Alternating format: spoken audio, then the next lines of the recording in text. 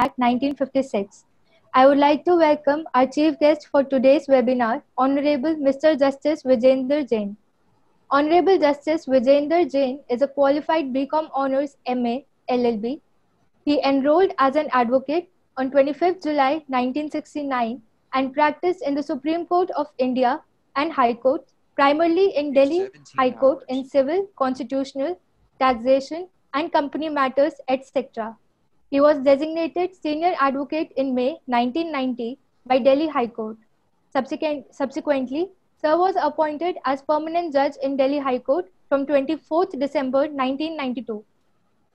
Sir has contributed and participated in many international symposiums and seminars dealing with human rights, alternate dispute redressal mechanism, private and public international law, and the applicability of international law into the municipal law. Represented India in various international conferences and also participated in the conferences of International Law Association. After demitting office as the Chief Justice, Punjab and Haryana High Court, Honorable Justice Vijender Jain started arbitration and conducted cases of international commercial arbitration in London Court of International Arbitration, Singapore International Arbitration Centre, International Commercial Court of Arbitration, Paris, and Dubai International Arbitration Court. Sir has done extensive work on domestic and international arbitration in the fields of foreign investment, real estate, building and housing contracts, infrastructural contracts, disputes related to insurance, banking and financial institutes, and hospitality industry. Thank you so much, sir. It's an honor for us that you are. Dr. O.P. Midha holds a Master's of Law, Management and Public Administration with a PhD in Intellectual Property Rights from Punjab University.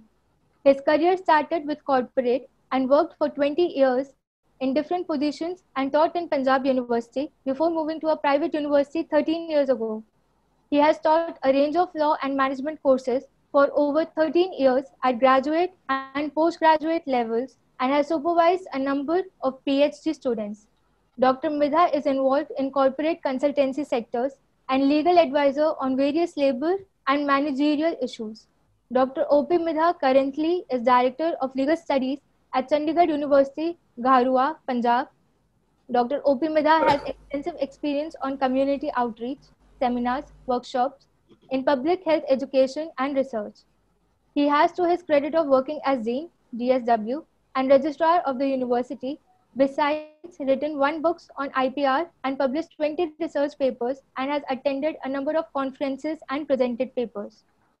Our keynote speaker for today's session is Advocate Juhi Arora. Advocate Juhi Arora, who is the founder of Juhi Arora and Associates, has been practicing for more than a decade in Supreme Court, Delhi High Court and various district courts. Ma'am is one of the members in Advisory Board of Lloyd Law College, Greater Noida, sharing the bench with distinguished senior advocates like Mr. K. Venkat Ramani, Ms. Geeta Luthra, Mr. Naveen Jaggi. Ma'am is also one of the employer of Corporate Resource Center Group of Amity Law School, Noida. Ma'am is also legal panelist in Ethical Committee of GeneScar Diagnostic, a sister chain of IVF hospitals by the name Seeds of Innocence. Ma'am has also been awarded with National Women Excellence Award India 2020 on the Women's Day. Thank you so much. I would now invite our founder, Mr. Rajendra Pal Singh, to kindly welcome the guests and start the session. Sir, over to you. Thank you, Smriti. Good evening, everyone. I welcome Mr. Honorable Justice Vijender Jain, former Chief Justice of Punjab and Haryana High Court. Welcome, Lordship, to our webinar and graciously accepting our invitation. I welcome Dr. Professor O.P. Midha, Director UILS, Chandigarh University. I welcome Advocate Juhi Arora ma'am, who will be the keynote speaker of our session. So without taking so much time, I invite Lordship to inaugurate the session and enlighten the participants with their great words. Over to you, sir. Thank you very much, Rajendra Pal. You gave me a surprise rather. When at the first hand he telephoned and he asked me that he wanted me to speak on the consumer protection laws. I said, all right, I'll speak. But just 2 days back, he said, you want me on a Hindu Succession Act. I said, all right, if you want Hindu succession, then it's fine. So it's good that because both are very important. And Hindu Succession Act, in view of the amendment of 2005, which was a very revolutionary amendment in terms of the right of women or right of daughters in the property of the joint Hindu family. And thereafter, when the question arose whether the 2005 amendment was retrospective in nature and or it is prospective from the date when the amendment came in. Recently, the judgment of the Supreme Court, which says that no, it is on the date when 2005 amendment came into, right from there. Even if the daughter was not born, he got a share in the joint Hindu family. It is a very far-reaching interpretation, and it leads to right of equality as far as women is concerned or daughters are concerned. Just because there are a lot of panelists and the other, and I think most of them, I know them. That's very good that you have chosen the people. I know them. They have been appearing before me. They have practiced before me. Those who are from Delhi. You see, as far as Hindu Succession Act is concerned,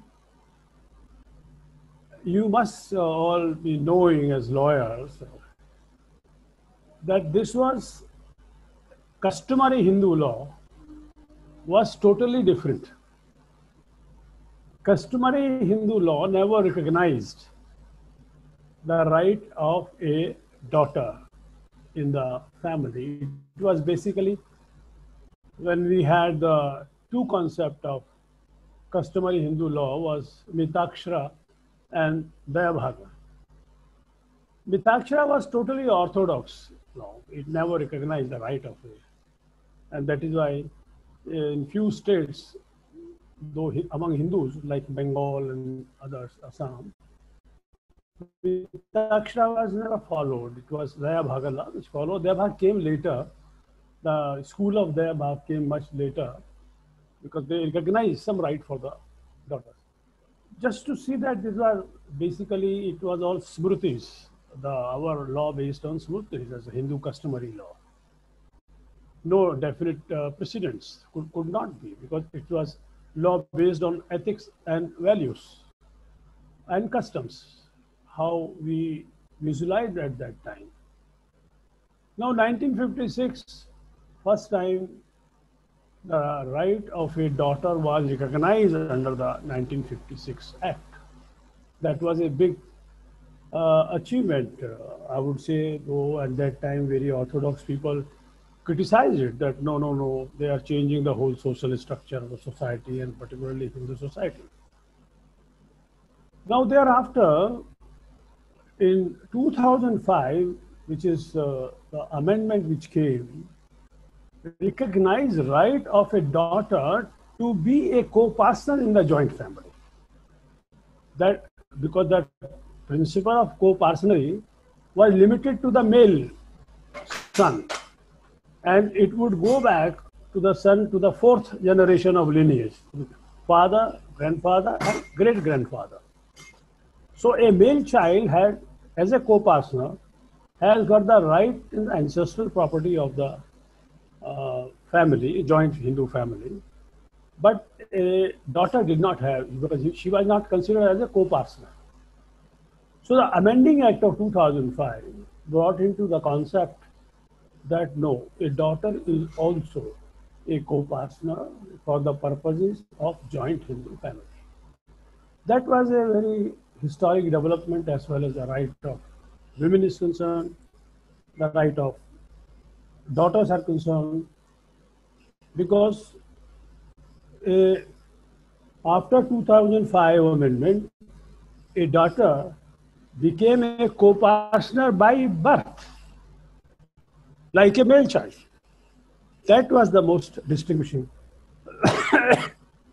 And she also has the same right as that of son, and also the liabilities as that of a son. The another important aspect was that the concept of pious obligation under the law, which could only be discharged by the son, was done away in the 2005 amendment of the Hindu Succession Act. Another important thing which 2005 amendment brought in to picture, a female prior to the amending act of 2005 could not demand a partition of a dwelling house wholly occupied by the joint family. This amendment gave a right even to a daughter to demand partition of a dwelling house which is occupied by the joint Hindu family. Now, some of the critics of this will say that it brought a lot of litigation also. But you as a lawyers and others, they were benefited by it because there were a lot of litigation on this score. So these are the few things I wanted to highlight, and it is, if you like, other speaker would like to speak with this. I have set the tone of your webinar. I declare it open, and the other distinguished speaker, they can participate. Thereafter, if there are some questions, I am available for 45 minutes with you.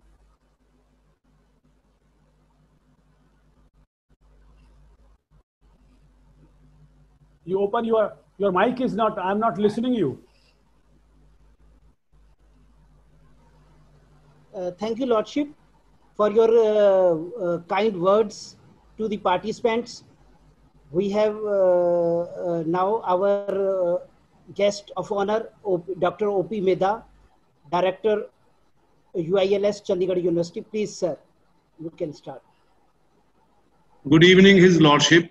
I take this opportunity to hear this occasion of sharing our thoughts regarding the amendment to the Hindu Succession Act. You have already said what is the basic underlying message of the amendment, but I take it from the different socialist view because why the need has been there, why the amendment has been felt required. That in the change scenario, capitalist mindset, materialistic life, relationship transformation, those things have been happening for the last more than 2 decades. And the time has been there, as you rightly said, there has been number of litigations going on in the family matters and division of the properties and the daughters. Because when we say on a different platforms that equality for the females, isn't it? And then we say that regarding property matters also, there should be equality. Although Hindu Marriage Act, the Succession Act, Hindu Succession Act 1956, amended in 2005, yes, brought some certain changes to provide the opportunity to the girl child also, daughters, to get opportunity for the property rights. But still, things have been there. Yes, you must have come across various litigations. A lot of social platforms have been there regarding the debates and discussions about the right of the females or the daughters. And yes, now the Honorable Supreme Court has passed order that the effect has to be retrospective.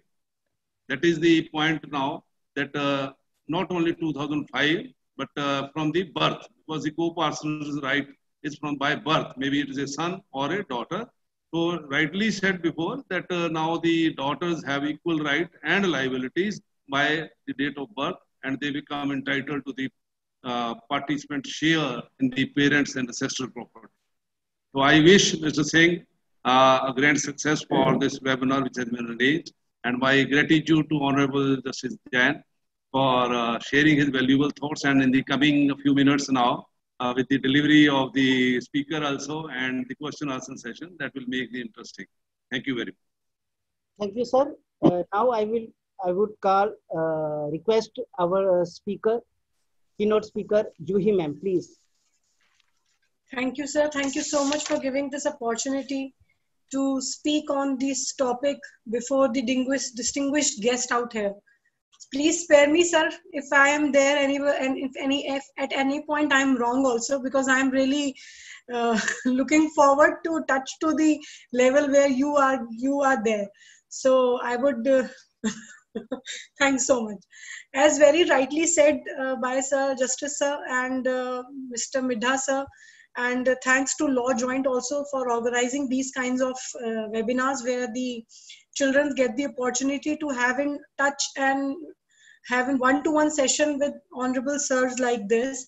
Otherwise, in courts, we are only able to discuss the matters and we are not able to discuss any queries or something which is going in our regular practice, any problem. So this kind of webinars is a very good platform where we can seek some guidance and advice. So now I would not go in the history of the said act and something, because as it is very much well explained by Mr. Both my distinguished guest, I would come to the judgment which has recently have opened the doors of justice to the daughters, and which has really created a very good environment in the woman's life. So what is that judgment is, which is just has recently came in by the Supreme Court, that is in Vinita Sharma versus Rakesh Sharma, where the court has observed that daughters is the co-partner in the same way and with the same rights and liabilities as the son, where she is born before or after the amendment. So court and the act does not bother whether the daughter is born before or after the said amendment, which was taken place in 2005.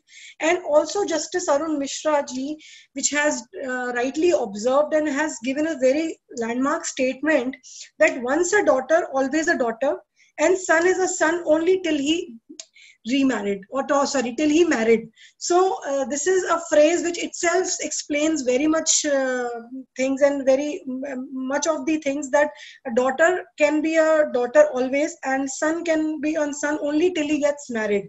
So it is also observed and opined that the daughter will have right over the parental property even if the father died before September 9, 2005.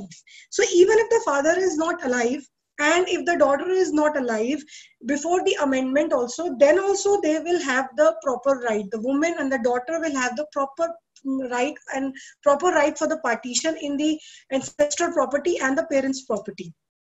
Though it was basically conflicting the judgment which came back by the name of Prakash versus Fulvati. This judgment also came in the picture, and it conflicted it basically, because in that judgment, the Prakash versus Fulvati judgment, if the juniors or if the students would put it on the Google, they will come across with the judgment. It is very much there on the internet and they can Google it.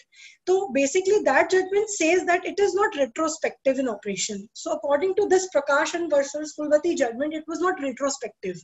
It is the judgment which says that only after the amendment has been commenced. So the daughters who are alive at the time of the commencement and the father are alive at the time of the commencement of the amendment, which happened in 2005 in the Hindu Succession Act, would only be entitled and would only be applies to those daughters and women. So in that case, it gives right to the daughter by virtue of the amendment, not by the virtue of the birth, according to this judgment, this Fulvati and Prakash versus Fulvati. But then there were some questions and there were some queries and there was some observation which came in this judgment, which recently came in 2020, and it basically gives some pointers to that effect, which really contradicted the Prakash and the Fulvati judgment. What was there? There were some of the pointers which I will come one by one. That it failed to appreciate the co-partnership right is by birth. So then first thing which was being failed in this judgment and which was being taken and observed in the present judgment, which we are talking about right now, the recent development, is that it has failed to appreciate the co-partnership right is by birth. Because as per the act and as per the amendment, it says that the right of the daughter would be as co-partnership and as by birth like as son, as same as the son has. and all the liability as the son has. So it failed to appreciate that fact. Then secondly, the co-partnership right becomes defect only when the partition is affected. So one point is that it can only be affected if the partition is affected. And what the partition is affected, how the partition is affected, that is also a matter of concern, and that is also a matter of question right now here. Why? Because our amendment says when the partition has been held before 2004, December 2004, partition अगर इससे पहले हुआ है तो ही आप इसमें apply कर सकते हैं पार्टीशन के लिए. अगर पार्टीशन इससे पहले, तो in that case, if this is the concern, then this judgment has given gone through have break the question of fact here, that the proper documentary proof has to be given. Proper evidence has to be given that the partition has taken place, not by just oral submission of the family members, or not by saying on a writing or on a piece of a paper. It's not that. It has to be proper. A documentary proof has to be submitted before the court. If you are asking and if you are sharing the proposition that the partition has already taken place, because obviously when the daughters go in the court for asking for the rights on the property and they ask for the partition, the opposite side will always come with the point that we have already partitioned. The property has already been partitioned. And this is the only defense which the opposite party might take, that the partition has already been taken place and this is the partition where we have formed. Because just to avoid that bogus and sham transactions, the court has asked the parties to provide the proper documentary proofs that the partition has been taken place according to the particular document. So that is been also, and this judgment, this mode of argument was being also taken by the Solicitor General at the time of presenting this judgment. Mr.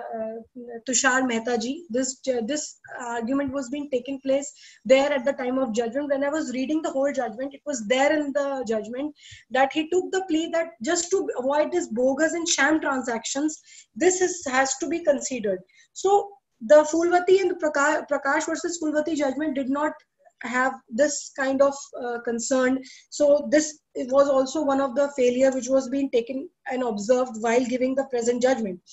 Then the other point is that the death of any co-partner does not bring to end to any co-partnery. So if any co-partner is dead, it doesn't mean that it will bring to an end to that co-partnery. It will sustain. The ancestral property will devolve and it will continue. Any death of any co-partner will not end to any co-partnery. So this was also one of the point which was not being considered at the time of Prakash versus Phulwati. That is why that judgment came. And these points which I am right now coming up is already taken by the judgment in the recent 2020 August. And then the other point which also come across here, that is the daughter of a co-partner in section 6 of Hindu Succession Act does not imply the daughter of a living co-partner. That is very much important, that if we see the act, it nowhere defines that the daughter of a co-partner is only defined, not as a daughter of a living co-partner. So living word is not there in the act, which itself says that it is not the binding effect that the co-partner should be living. So why we are coming up with the only living alive co-partner or the alive daughter is only being considered to have a partition. So this was also being overlooked in the judgment, which says that as far as the act is concerned, as far as the amendment is concerned, it does not speaks that the daughter of a co-partner is of a daughter of a living co-partner. It's just that it's a daughter of a co-partner. Living word is not there. So this is the point which actually been observed in the recent judgment. Then as per section 6.5 of the amendment, which provides that the partition to be registered to avoid bogus and sham transactions, hence considering the entire scheme, the registration of the registered partition deeds is directory, not mandatory. This was again been argued by Mr. Tushar Mehta in the judgment that the registered partnership partition deed is directory, not mandatory. It's not to be that it has to be mandatory provision that they have to register the partition deed. Proper deed which has been in a written and been signed by all the parties and with the witnesses over it will also amount to a partition deed. So these were the points which were affecting and which was being failed to appreciate in the Prakash versus Fulvati judgment, and that is why the said judgment which has come right now is been conflicting the Prakash versus Fulvati judgment. But then there were some other pointers also which was, and some other issues which were being raised at the time of the present judgment which came in Vinita Sharma versus Rakesh Sharma. That was a 121 page judgment which came out in 2020 August.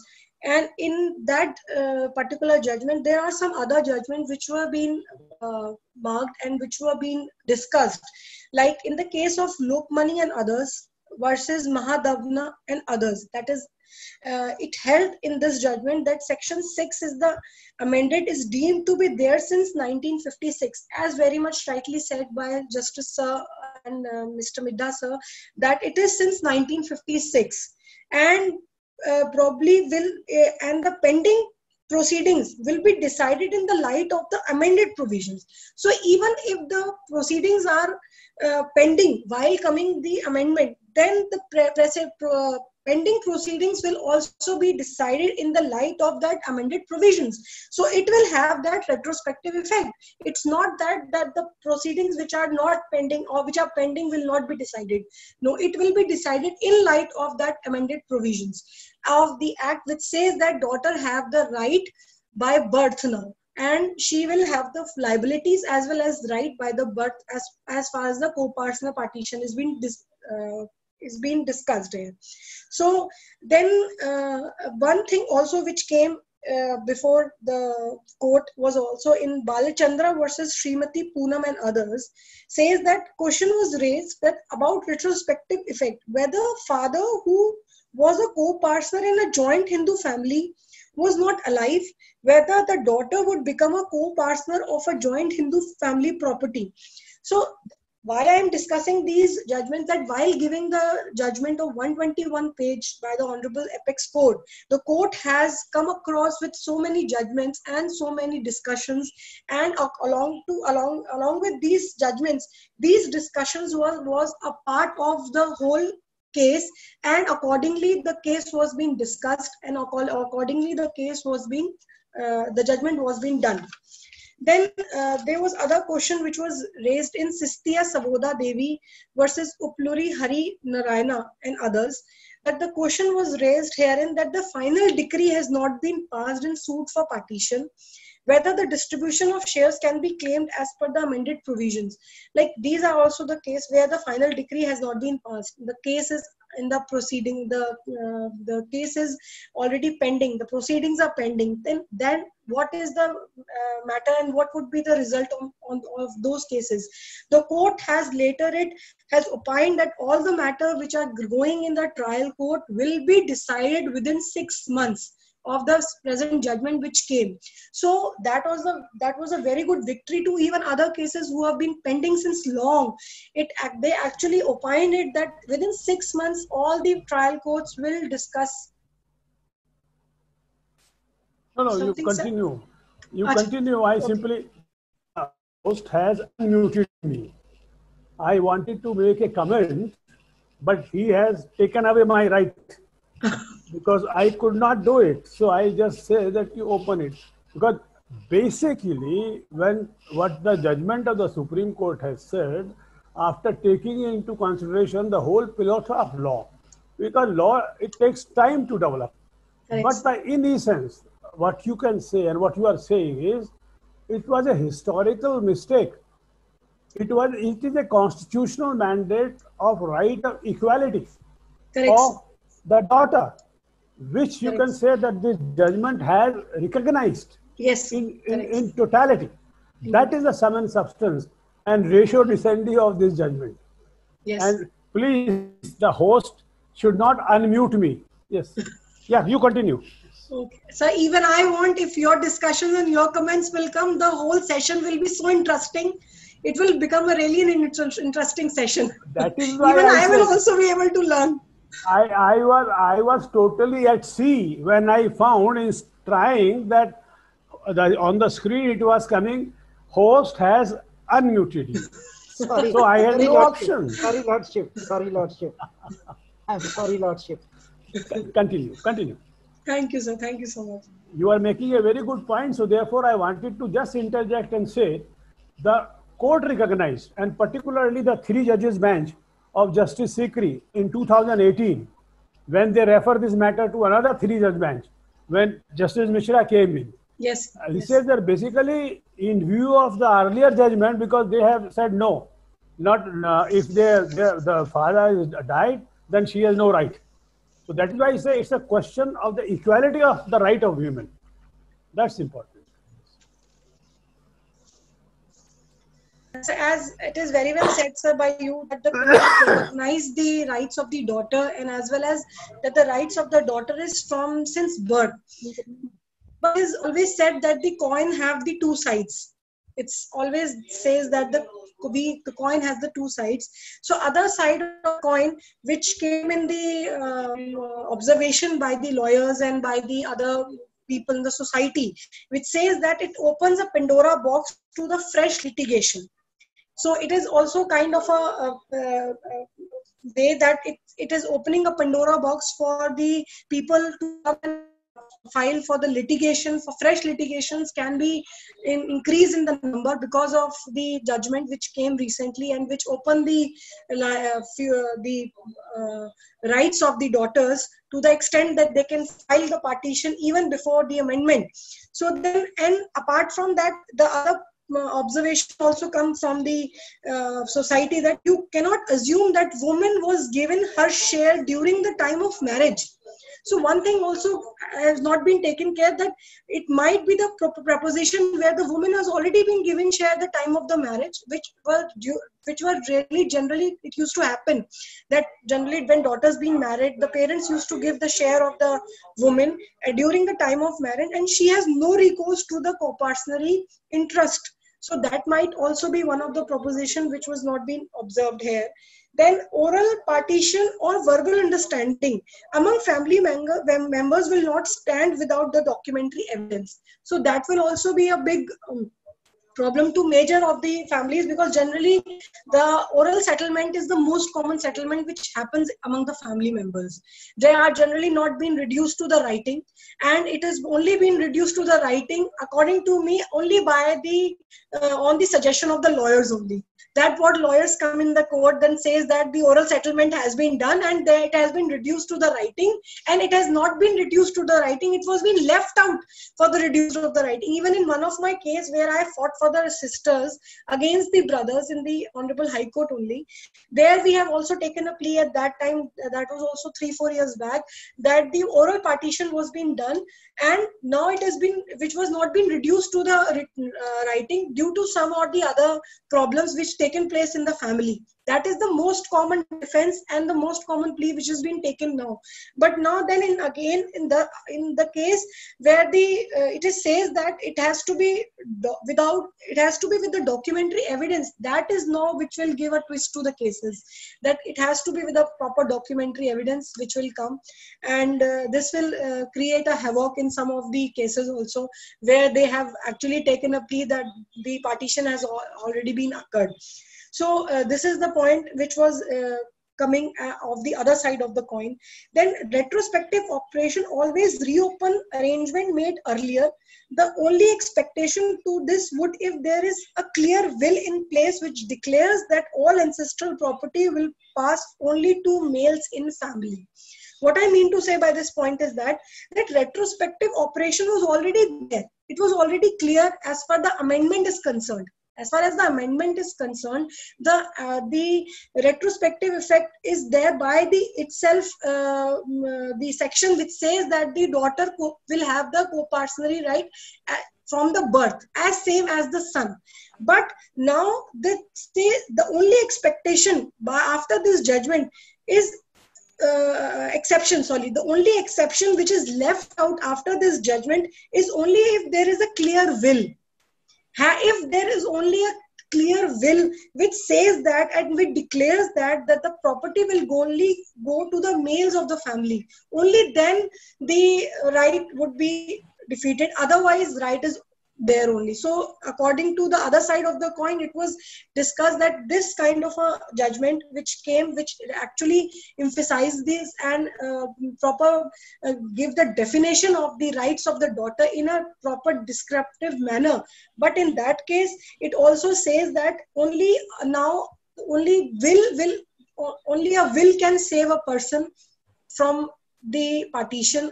If the partition is not being done, that only the will can help a person, in which declares that the property will not go to the daughter and it will only go to the son. Otherwise, by default, now it is being discussed and it is being held that the daughters will have the right from the birth. Only the will is the proposition, and will is the only document which will save the family if they have the kind of a will which says that the daughter will not have the right and only the son will have the right. So these are the other side of the coin which was there in the judgment, which I wanted to discuss, as the court has given both the sides the what is good and what is bad. So this is the point which I wanted to discuss. Then sir, in case some question and answers is also asked from the students, they can seek because sir was also here only for 45 minutes. So in case some question and answers are also there, so they can keep on writing in the chat box. So even sir and I both can answer, and even the OP sir, Midda sir is also here. Sir, I have seen two questions. So yes. It is for Lordship. The question is from Suruthi Bakhija Makrila. My question is that for Lordship Vijender Jain, sir, can a grandfather give away the property directly to the grandchildren even when his children are alive?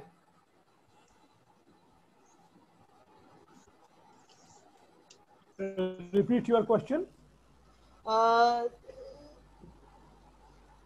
Sir, can a grandfather give away the property directly to the grandchildren even when his children are alive? No, you see, again, a grandfather can always give the property to the grandchildren, but the question is which property? If the property is grandfather's property, he can give it to anybody, bypassing his own son, bypassing his own lineal heirs. But if it is a property, co-partnership property, then the law of co-partnership will come into play. There is a question from Advocate Ankush Garg.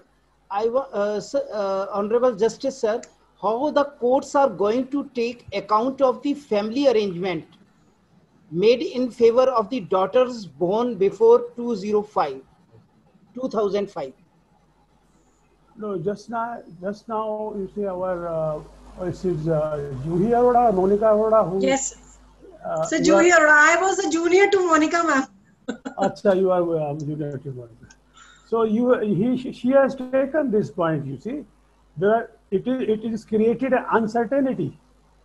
This will create an uncertainty with regard to the arrangement received in the family, because now it talks about a documentation.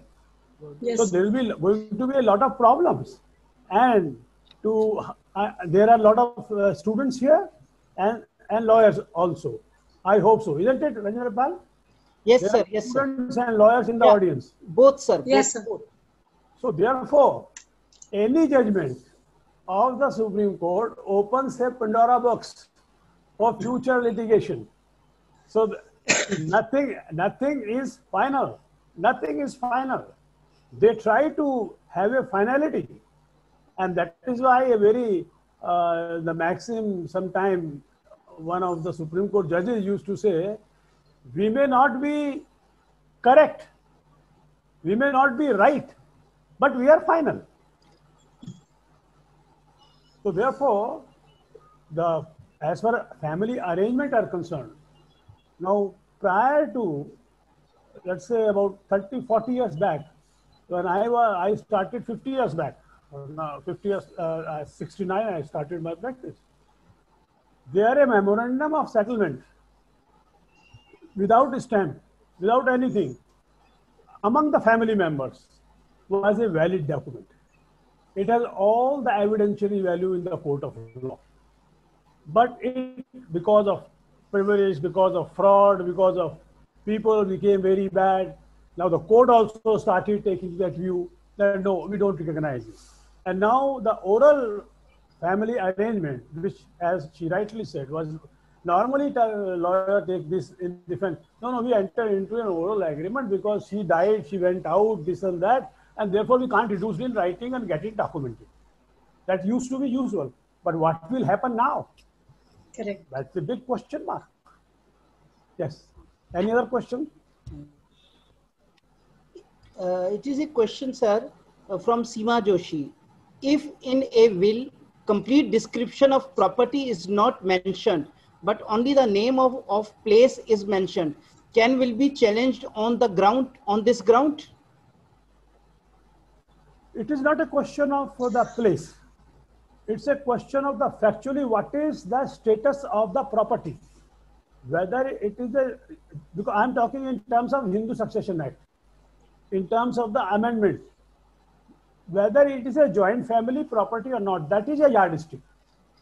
If it is a joint family property, even if it is mentioned at Agra, but there is only one property, joint family property, then naturally it's a joint family property of the joint family. It will require evidence to rebut that no, it is not a joint family property, or it is not that property which belongs to joint family. Now, please, ma'am, you can continue. Okay. As the question will come, we'll disturb you. Now, as I told you that I will like to take leave. I got another meeting at 6 o'clock. Okay. So, thank you very much. And I wish your seminar a success. And if you have got any question, as Dewey has also said, you can also send me on my WhatsApp or other thing. Thank you, sir. It was nice meeting you, sir. Pleasure is here. Thank you, Lordship. Honorable Justice Vijender Jain, sir, for taking out time and guiding the students. Thank you, sir. Thank you for your precious time, sir. Thank you very much. Ma'am, you can continue. Yes, sir. Has very much explained already about the facts that it is. इसमें इससे ज़्यादा कुछ explain करने के लिए है नहीं. It is just that the earlier what are the rights which were being given to the daughter, and now what are the rights which has been given to the daughter. When I discussed the other side, I think जो question अभी आया है, वो question उसी में cover हो गया था कि what are the family arrangements, which I very much sir has very well said that it will create a uncertainty and it will become a Pandora box for fresh litigation. That's the truth. Because now the major concern is that generally at the time of the marriage, the properties and the arrangements have already been done of the daughters at the time of marriage. And it might be the case where there is no other division of the property for a daughter. It might be the case in many cases. So, but now in this kind of judgment, it will create a havoc in some cases, and more fresh litigations will be filed in the way that they will seek for a partition wherein the daughter and the father is alive, and before the 2005 amendment also, or at the time of the amendment also. So court is not bothered, the law is not bothered to the effect that the father is alive or not and the daughter is alive or not, because the judgment which has cleared the basic yardstick for filing of the case, at least for filing of the case, for the maintainability of the case has now been concerned is being looked now, that the maintainability would be the case where the case would not be dismissed only on the ground that the father is not alive, or the daughter is not alive, or the partition has been taken place without any documentary proof. So if these parameters have been considered, and these parameters are being matched while filing any petition suit for partition, they can easily seek the suit for partition in the civil court. And the suit for partition is to be filed in these kinds of partition. And I would also say, though it is not a part of this, but it is directly initiated technical points which has to be known by any lawyer or juniors, that any jurisdiction which is more than 2 CR, that will go in the High Court, and any jurisdiction, pecuniary jurisdiction which will come before the 2 CR, it will go in the lower courts. And where the property is being where the property is being there, only that jurisdiction will have the territorial jurisdiction to maintain the case, to have the cognizance of the case. So they have to look before filing of the case that where is the territorial jurisdiction, where the properties belong to, not the matter where the daughter is residing, not the matter where the brothers are residing, only where the property is being situated. If the property which is to be partitioned is situated in Delhi, and the part of properties are being situated in Bombay, so the cause of action can be arose from Delhi also, and they can file the case from the territorial jurisdiction of Delhi also. However, the pecuniary jurisdiction, as I told, would be 2 CR and for the high courts, and below 2 CR would be in the lower courts of the particular district. So that would be the case of the jurisdiction if we talk about. Then also there is the possession and the non-possession of the properties. If anybody who is in the possession of the joint family property, that is called if any part of the property which has to be partitioned, and if the parties are in the possession of that property, then in that case, in the Delhi, there are judgments of Mr. Midha also, Justice Midha, which says that the court fees will be waived off for that particular parties. It is not in the case of every other state, but in Delhi, I have filed cases where the parties are in the possession of the property, and if they are of the suit property, and if the parties are in the possession of the suit property, parties, I mean to say the plaintiff, if the plaintiff is in the possession of the suit property, so they can waive off the court fees by filing the judgment to that regard. There is a judgment of Mr. Justice Midha to that regard. I will supply, sir. I am not aware of the judgment right now, but I have filed in some of my case. I do not remember right now, but I would supply it to you in case if anybody asks me. So that judgment which says that and clarifies the fact that if the plaintiff is in the possession of the particular property, so the court fees would be waived off for that particular case. But as it is said that every state has their own ways of handling, and every state rules, government have the different rules. So the case where I filed in the UP, in the Noida court for one of my client, where she's a widow, she's a pauper. Since we have filed an application for filing as a pauper and to waive off that particular court fees, still, and though she is in the possession of the property, still the court has not waived off the property. Court has not waived off the court fees, and still that particular my application is still pending as an indigent person. We have moved an application of an indigent person in that case, which was filed in the court of Noida. That is gone Gautam Buddha Nagar. That comes in the state of UP.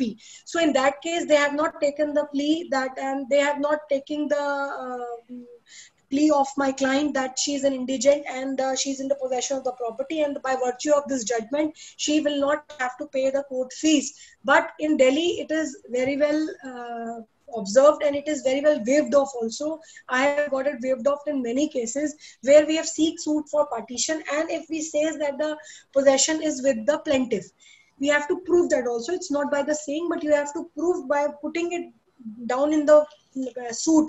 You have to put down in the suit by words, and you have to make sure that you convince the court that the possession is with the plaintiff. Then the cause of action has to be also mentioned while we move to the suit for partition. Then in these kinds of that, why you are seeking the suit for partition, what are the cause of action which accrued that you are seeking. It might, the cause of action might be might give you hand in hand, and it might help you by moving a complaint against the opposite parties, by moving a complaint against the defendants. It says that you are seeking the partition orally, verbally, through family, but they are not listening to you, or they are not giving you the partition, and they are not giving you your share. So these kinds of cause of action you have to make while you come up with a suit for partition.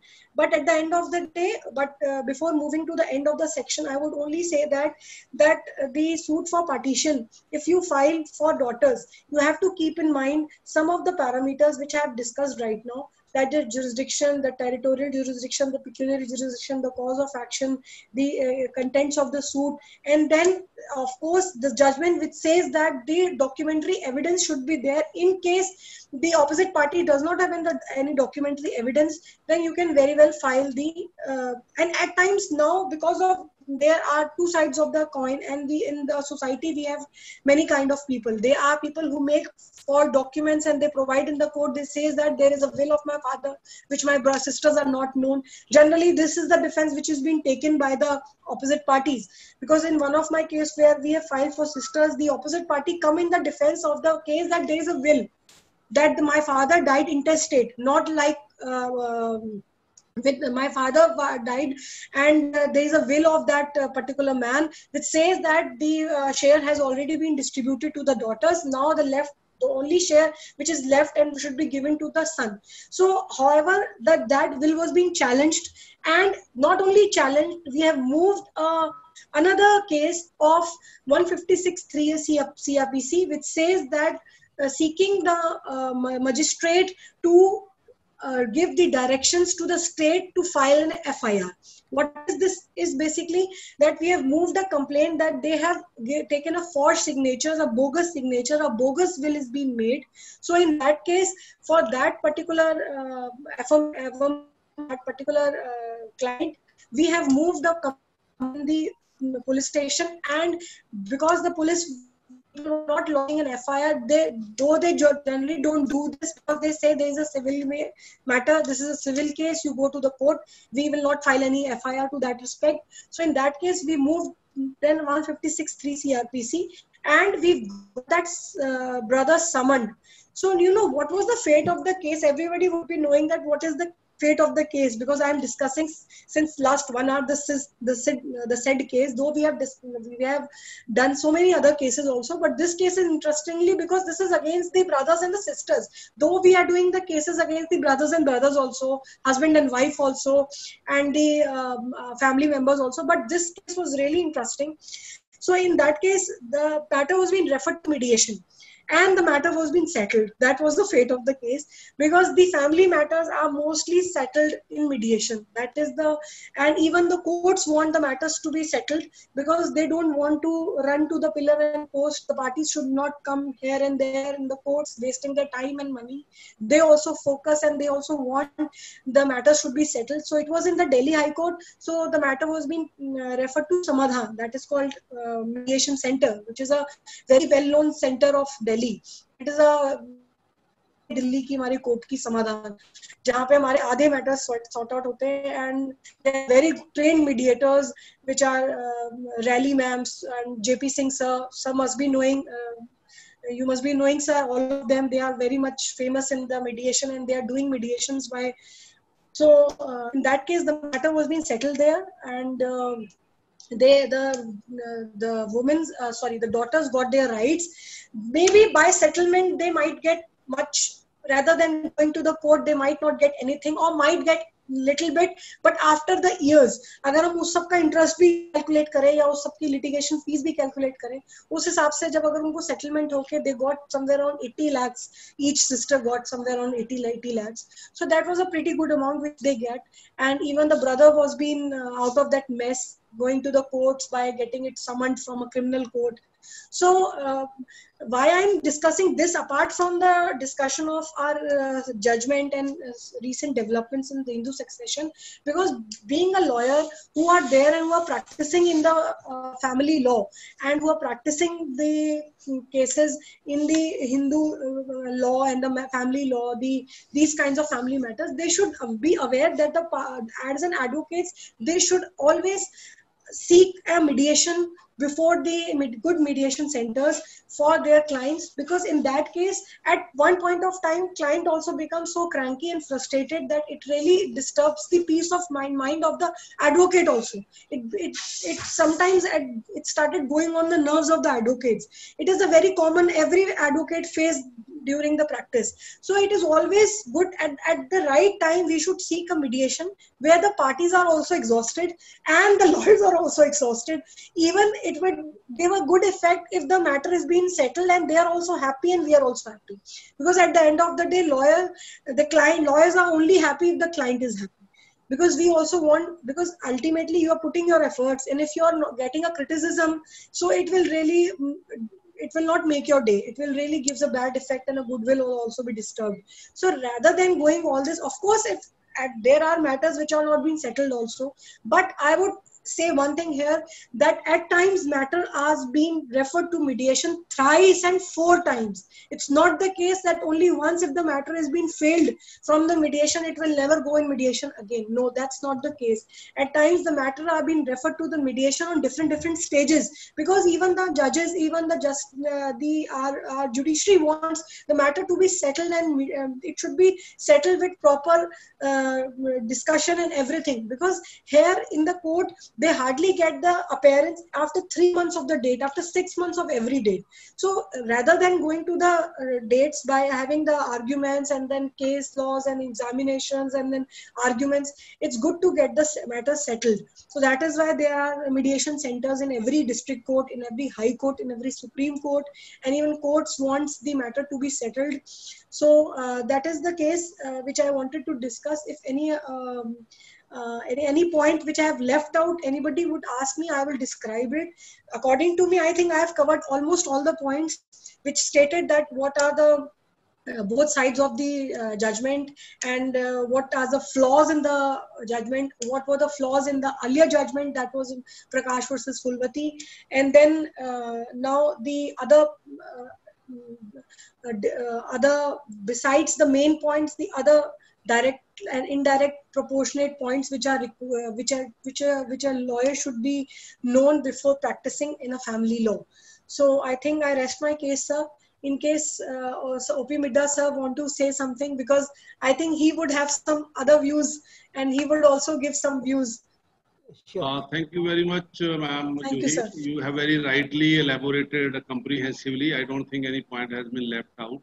But the only thing is that I'm sure the challenge which has come or which will be coming with the judgment, that is the old cases or maybe the emerging of the new cases because of the old transactions which had been conducted. So I'm sure the court will take cognizance of that and will certainly design a mechanism to handle that situation also. So I feel that there is something which has been resolved and something is always left behind to be resolved.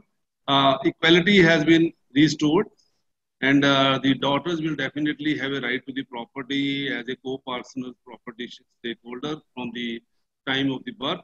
And I don't think now there will be a point which is pending since a long time that the daughters have not been treated equally. And there have been a lot of social organizations also which have been propagating about it, that daughters should be given equal treatment. That part has been solved. And regarding the old cases, yes, a particular situation will be handled differently at the lower court or the high court. That is where the deeds have not been signed or has been not properly executed. Maybe somebody has struck a deal. Now the daughter will come into the picture that the payment which has been made to the buyer or the seller, that she will be also asking for her share. Those kind of cases will be dealt, and these are challenging situations. You are right. And let's see in the days to come, times to come, how the things goes, and accordingly amendments are always there. That's the continuation. So thank you very much for. So there was an article which I was reading after this judgment, which says that Valli Arunachalam, a daughter of M.V. Murugappan and Karta of a Hindu undivided family, has been fighting this battle with nearly 40,000 crores. Murugappa Group demanding a board set on the group's holding company for women heirs too. So this judgment has actually given a great benefit to this Vali Archulam lady, which was fighting for the battle of 40,000 crore Murugappa Group of South. See, you also understand with the experience in the courts decides the matters with the laws which are applicable on that particular day and time. Many daughters must have been deprived of the benefit of what the amendment has come. Many daughters have been refused about the share in the property before it came that the equal right is there. Now, it is not only rights, there is an equal right and liabilities. Yes, sir. और actually, yes, sir, liability तो कोई सुनेगा ही नहीं ना. No. Liabilities, everybody is not listening. Only the rights, जिनको नहीं भी समझ आ रहा हो, उनके भी दिमाग खुल गए होंगे. Law will be enforced, na. It is not like that only one hand can be full and one hand can be empty. Both the hands, the law has to be accepted. So it is not like that people will come out for taking the benefit of the amendment. Definitely, they have to see the challenge for the liability part also. Yes. I'm sure not many cases, but yes, apprehension is there because some daughters must be feeling that they have not been given the due share at that time. Maybe the parents, you rightly had said before that the parents had given some kind of gift kind of things to the daughter and they have been made to agree or settle down with that. Those kind of cases may emerge out. But definitely, court has said as like this, there has to be a partition, some kind of document, registered document. I don't see many cases. So, but sir, don't you think it will create a multiplicity of litigation? Yes, of course it will create, but time will speak and the time will make the court also to realize to make some other more changes and additions to that. Isn't it? Law is always enacted as per the need of the society. Correct. This also amendment, you will agree, has emerged because of the need of the society. And what we are discussing right now, the challenges that will also become a need of the society and court will take cognizance and make an amendment or some kind of repealing will be done.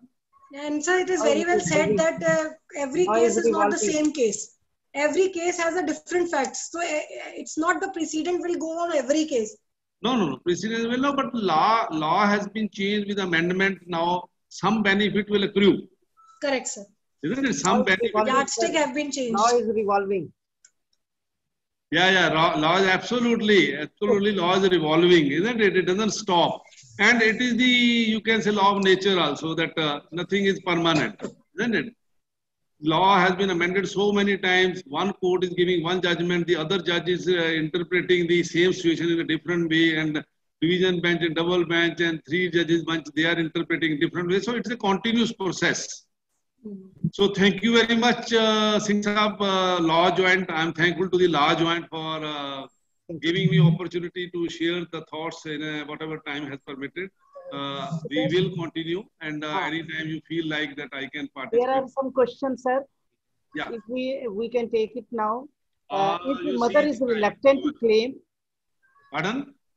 If a mother is reluctant to claim her share of property from her father, can grandchildren claim her share if the property is not co-parcenary property? See, the grandchildren cannot claim because the property which is to be bestowed to the or inherited by the mother has to be co-parcenal property. Isn't it? If the party is not a co-parcenal property or it is a self-acquired property, then the situation is different. If it is a self-acquired property, the grandchild, leaving aside the mother, she or he can take the claim from their grandfather. This is a question for Juhi ma'am. Can self-acquired property by a Muslim individual go to Hindu under the Special Marriage Act? Sir, it totally depends upon the facts of the case. What is the facts? Because if the party is seeking that because now here the act will not cover, the religion will matter. Muslim में उनके क्या rights हैं और हमारे Hindu में क्या rights? It depends upon the Muslim, maybe Shia, Sunni. We have to see the facts of the case that for which kind of a Muslim he belongs to or the party he belongs to, accordingly the act will cover the said. Otherwise, if the party is a Hindu, that will obviously automatically will devolve in the Hindu family only. And if the parties have been married from Muslim to Hindu, and if not, if they've changed the religion, then it is not a problem. That it will already devolve. If the parties has not changed the religion, then the facts of the matter will take into the consideration before giving any particular concrete answer to this. There is a question to Midha sir. As per section 25 read with section 27 of Hindu Succession Act, that is a murderer is totally disqualified to succeed to estate of deceased. Sir, is any section to extent of disqualifying heirs from succeeding in parent estates when son or daughter tries to murder their parents? See, it is very categorically mentioned that any murderer having done the person to death will not be having, or he will be disqualified to claim the right for the property from the deceased. So same is applicable. It is not the children. If the act remains same, isn't it? It is written any murderer, whether it is a son, child, anybody, any murderer having murdered or killed a person will be deprived or disqualified from claiming the rights. There is a question for Juhi ma'am. It suggests that wife take over the husband after marriage. The daughters are getting their rights in marriage and participate in rights of their husband. I think this aspect is ignored by courts so far. So please pardon, sir.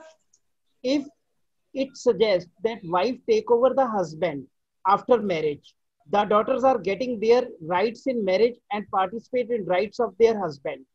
I think this aspect is ignored by courts so far. Actually, sir, I cannot understand the question. What she wants to say?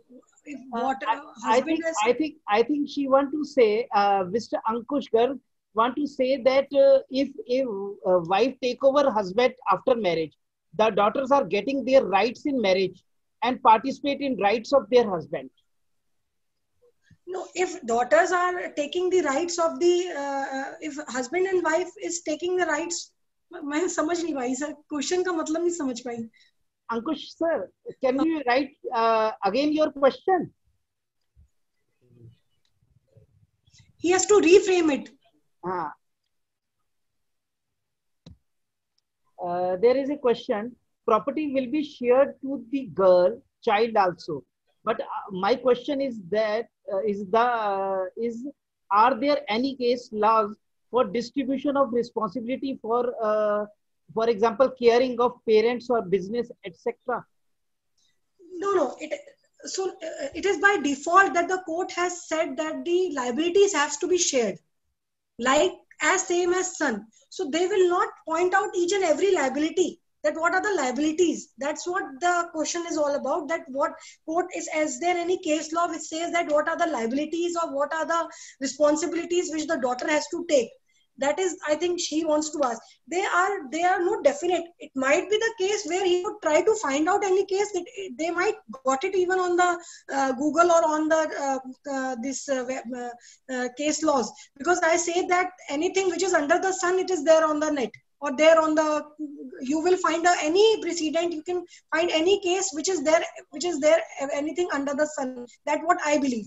So there might be any case law which if we will find, we might get that there are some liabilities which have been defined by the court. But as of now, not in my knowledge. But of course, if you want to really describe the case that this is the responsibilities or this is the liabilities which has to be explained, which is very well explained by the court that the daughters should obey like son. So you can't find it out. But the acts itself states the liabilities as of the son. It means that what all the liabilities have the son have, by default the daughter will have those liabilities to take care of the parents, to provide maintenance to the parents, the old aged parents. These are the liabilities which the son has to take care, like the pious obligation which the sir said very well in the starting, that the pious obligation now it's only not only with the son Even the girls can do that. The daughters are entitled to do that after the said amendment. So if anybody would want to find out, particularly writing those responsibilities and liabilities, they might find it. There is a question from to Juhi ma'am. If the property is purchased by both mother and father, invested their financials equally, and the property is in the name of mother, then daughter still has right in the property, in that property. Of course, parents. It is parents, not a father. As when we discuss the case and when we discuss this judgment, it says that the parents have the parents' property or the ancestral property. So parents can be mother or father, even if alone mother has the property, not even the father. Father ने पैसा नहीं भी लगाया, अगर सिर्फ माँ की भी property है तो भी बच्चे claim कर सकते हैं. Can ask the daughter can ask for the division of the property. That's not a problem. There is a question to both panelists. If NOC has been taken by the brothers to relinquish the rights in the property, and in view of the recent judgment, can the daughter claim right to the father's property? NOC can be challenged. I have got it challenged in one of my case. NOC challenge करवाई थी और case file करवाया था. Complaint का कि इन्होंने गलत bogus signatures लिए. Actually that case was also like the same, that the daughter said, sister said कि इन्होंने गलत sign कराए हैं. हमसे NOC कह के sign, पता नहीं क्या कह के sign कराए हैं. हमें लगता है इन्होंने NOC बना ली है. So we have got it challenged. Anything can be challenged. So it's not that, at least they should file it. They should fight for it. It's not the case they should say that kya file hi mat karo. They should fight for it. Rest the court will see. Sir, your comment. My opinion here is Advocate Juhi, whatever she has said, it's okay. That is the practice of law, isn't it? What is happening in the society. I have also come across a very, very, you can say, reputed person of repute, very senior officer of the army. Property was divided with the NOC from the sister. Not brother, sister. Property was transferred also. Oh. Property was transferred also. And subsequently, after a couple of months, she changed her mind and she filed a review petition with the administrator of UT and got the orders reversed through appeal. And still the case is pending in the High Court. Ma'am, that is the abuse of law. Actually, I would definitely say, I don't know how it sounds good. That is the abuse of law. Once the NOC has been there, yes, if there is any kind of misrepresentation or anything like NOC has been obtained in a wrong manner, that is okay. But once NOC has been given, that too again, it is a social evil now. It is a social evil. Subsequently, relations have got strained, and after some period, you start filing a case that the NOC was obtained under coercion or this and that. Or so actually, what I believe is that what I've observed is that because this kind of matter comes under a family law. So when it comes under a family aspect, the court might want to give one chance. They on a bona fide, on a very prima facie, they do not dismiss it. They maintain the case. No, maybe after the case is decided, they might get dismissed. These kinds of cases might get dismissed. How much time and money is lost? Yes, sir, but that's the case. Because of the family law, I think court has, sir, there was the other day I was standing in the court, in the honorable court case, where the mother has relinquished her right for the visitation. She has relinquished her visitation right in the mutual consent. But then in the court, she moved the petition for seeking the visitation. Though the Honorable Justice was there, I am not recalling the name. He said that would these papers really mean the mother to stop the child, to meet the child? Do you really think that the paper would really stop the mother to meet the child? Social aspect, I also agree that there has to be a vent available for reviewing the statement what they had given. But somewhere there has to be an end to all these kind of litigations. It is not an unending as and when you feel like you can start opening the case and again start from the zero. And other person who is living in the house, just imagine the person who has spent 50 lakh rupees on the renovation of the house. In the age of 75 years, he is fighting in the courts for his own house. And out of that house, he had only share of ground floor. He said first floor, brother, and top floor, you can take. It is not mentioned in the will also. Even then, they are not ready to take the roof rights. They are saying, no, the whole house has to be sold and divided. So these That's kind all. of challenges That's are really there. This question, Mr. Singh, you have brought here, I don't know who has said, this was really haunting me when I was to join your session. I said this question will definitely come. Subsequently seeking the revoking of the NOC being given and seeking the relief on the basis of it. Some another thing is also there, let me share. But if the relinquishment deed is done back 20 years ago, ma'am, then it can be challenged. Then it is Court not, has sir. to decide. No, court will take note of the duration that for how many years back it had been done. And if he or she submit another situation that maybe at that time I was not in a position to understand it. As per this judgment now, she can at least file the case. Rest the court will see, but the case is maintainable.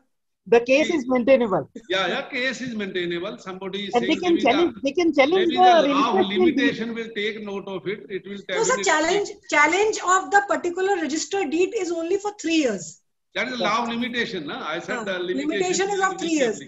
But they might take another plea. They might take another plea, not for the challenging of the relinquishment deed. I share with you a situation, hypothetical situation has come to me.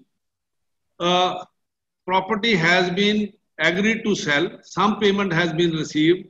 Property has yet to be transferred. Now the daughter has, with this amendment has come out that this deed is illegal. Either you share the profit with me also or the proceeds of the case with me also. Otherwise, I will not let it go like this. Now, this is also there. Now, you have made the payment. The question is whether the case will be filed between the sister and brother or family members, or the buyer also will be involved into that. There is a last question. Yeah. If daughter is died or not claimed the co-partner property before judgment of 820, can grant son claim the share? This is by Mr. P.N. Gupta. Should I speak? Yeah, sure, sir. Definitely. Yes. It is not a question. The order has come that by birth, the daughter has become entitled to the right of share of co-personal property. Whether she had claimed or she had not claimed, that is what is the challenge. Advocate Juhi is saying, those cases, 20-year-old cases, they had not claimed anything. Now with amendment, they are live and they are seeking that we will file a case and we will seek the benefit of the law. I think we should curtail because we have here lockdown 7 o'clock and it is already 6:30. 7 o'clock on Saturday, it is getting close. Sure, sir. The participants can send their question to the Law Joint email, so we can forward to the concerned panelist. Thank you, sir. Thank you. Thank you very much, Law Joint and team and Advocate Juhi. It was a really nice interaction. A lot of learning also takes places through these webinars. Thank you very much. Thank you, O.P. Mehta, sir, for joining the session and sharing your views on the topic. And I would like to thank Juhi ma'am for such an enlightening, amazing session and giving the participants on this topic. Thank you, ma'am, and we will see you again, ma'am. Yeah. Thank you, everyone, for joining this webinar. Stay safe and stay home. Thank you. Thank you.